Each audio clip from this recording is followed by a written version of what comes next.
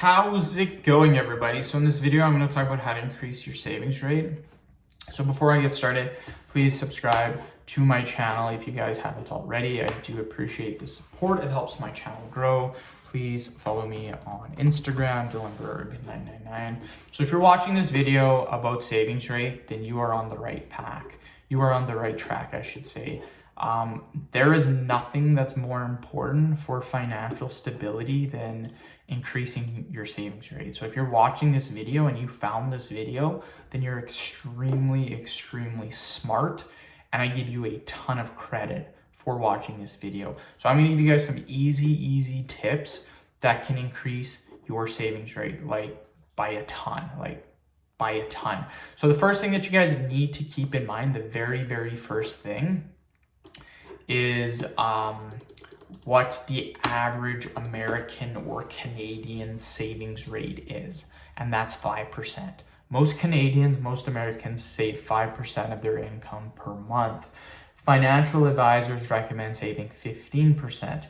That is why it said that 90 or 95% of people, studies were done, show that most people by the time they're 60 or 65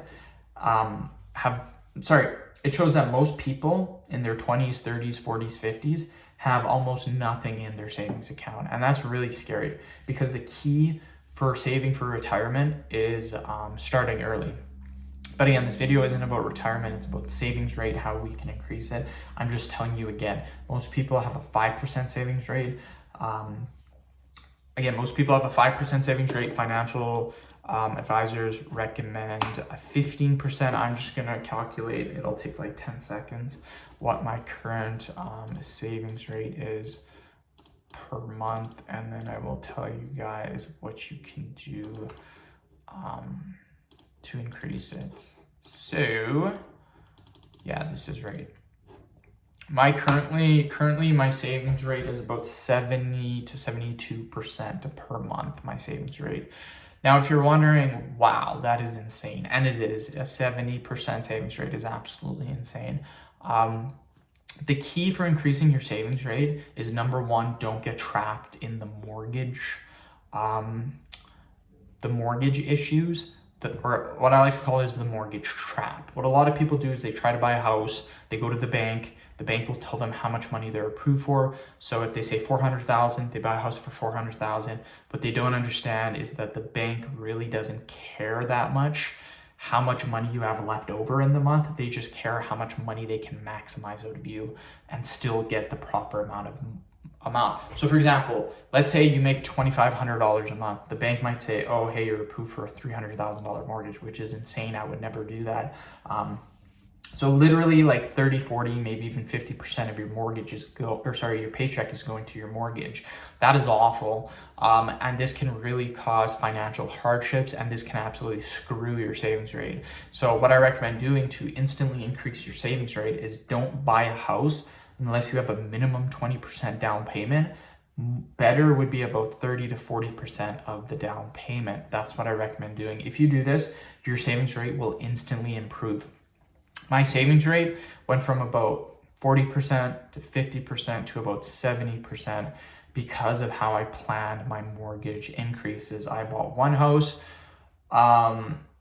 that was a lower amount. My next house was a higher amount. The next house was a higher amount. And then we're buying another house for a higher amount. So I just literally did little stepping stones, increasing my mortgage, instead of just buying a huge mortgage right off the hop. So instead of having a $1,500 or a $2,000 mortgage like a lot of my friends do, my mortgage rate when I first started was maybe $500, then $400, then $200, and that was split in half with the wife.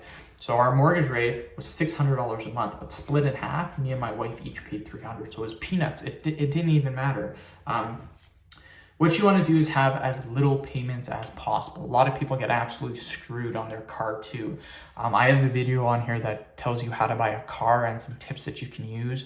But yeah, a lot of people are paying $200, $300, $400, $500 a month on car payments, and they think, oh, that's normal, that's what you should be paying. No, you can buy your car outright and you don't need to have any payments. So car and mortgage are the deal breakers. These are what screw your savings rate. So make sure you don't fall into those traps.